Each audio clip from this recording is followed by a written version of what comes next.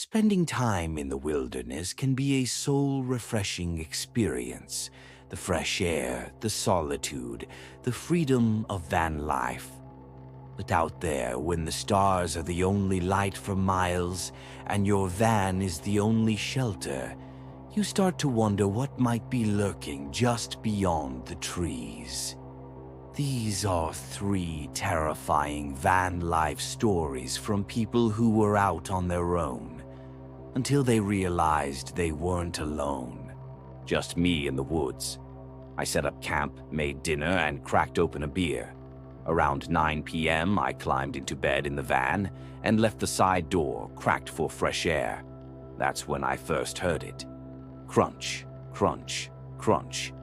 Footsteps, slow, heavy, deliberate. I killed the lights and sat completely still.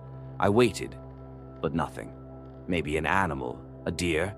I eventually fell asleep, but at 3:13 a.m., I woke up choking. The smell of sulfur was so strong I thought I'd left the stove on, but everything was off. Then I noticed something else. The side door I'd left barely cracked was now wide open. I froze, reached for the hatchet I keep under my bed. Outside, the forest was silent. Then I saw him. About 20 feet away, standing between 2 trees, was a man, pale, shirtless, barefoot. His skin looked damp. But what really got me? He had no eyes, just smooth skin where his eyes should have been. I didn't move, neither did he. We just stood there, or whatever he was, stood there. Then he tilted his head, not side to side, backwards, like he was listening to something behind him. And then he smiled. I slammed the door shut and drove, barefoot, panicking, until I reached a ranger station an hour away. They searched the area the next day. Nothing. No footprints. No sign of anyone. But I know what I saw. I stopped boondocking after that. I only park in campgrounds now with gates and people. The Screaming Hill. My girlfriend and I had been living the van life dream, hiking, swimming in lakes, chasing the good weather. One night, we found a pull-off spot on a quiet dirt road somewhere near Zion National Park. Elevation was high, but the view was insane. Total peace. Around 2 a.m., we both woke up to a loud, high-pitched scream. It didn't sound human, but it also did. We thought it might be a cougar, but it felt closer, like it was right outside the van. Then came a second scream. This time it sounded like a woman, panicked, terrified. I turned to Sarah and her face was pale. "That's not a cougar," she whispered. I grabbed my flashlight and slid open the van door just enough to peek. That's when I saw her, a woman, standing halfway up the hill we were parked under. She was bald, wearing only a hospital gown, and she was screaming. Not yelling words, just screaming, over and over. But here's the weirdest part. She was facing away from us, screaming into the trees, not toward us. Then suddenly she stopped. She turned her head toward us, but just the head. Her body stayed still. And then she walked backward up the hill and into the trees, without turning, like she was being reeled back in.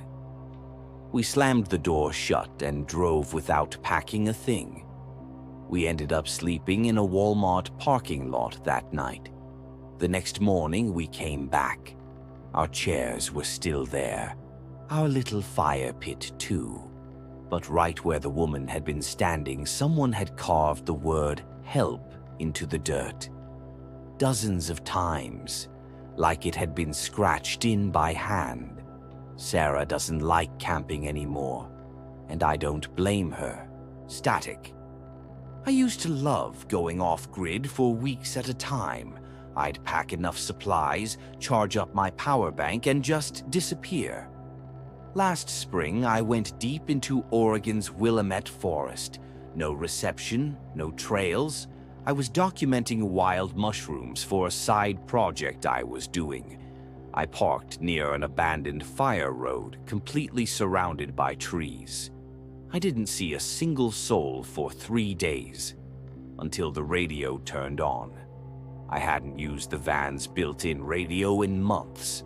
It wasn't even plugged into anything. I'd removed the fuse when rewiring the battery system. But at 1:41 a.m., it turned on by itself. Static, loud static. I sat up in bed, half asleep, thinking maybe something shorted. Then a voice, my voice, cut through the static. It said, "Get out. Now." It was unmistakably me, but I never recorded that. I hadn't made any audio logs. I was just journaling in a notebook. The voice repeated. Same cadence, same inflection. "Get out. Now." I ripped the wires out and stepped outside, shaking. There was nothing. No wind, no animals, no lights. Just silence. I turned to head back into the van and saw something on the window. A handprint. It was fresh and small, like a child's. I left. I didn't grab anything but my keys and a flashlight. Drove all night, heart racing. When I returned the next day with a ranger friend, the handprint was still there. But inside the van, on the passenger seat, was my notebook, open to a page I never wrote. All it said was, "Let me in my handwriting. The woods offer peace, solitude, escape. But sometimes they offer something else. Whispers in the static, eyes that don't blink, and shadows that walk backwards. So if you ever find yourself parked in the wilderness, alone in your van, just remember, not everything out there is part of nature. Some things are watching and waiting. If stories like these keep you up at night or make you double-check the locks before you sleep, then you're already one of us. Subscribe to Last Light Radio.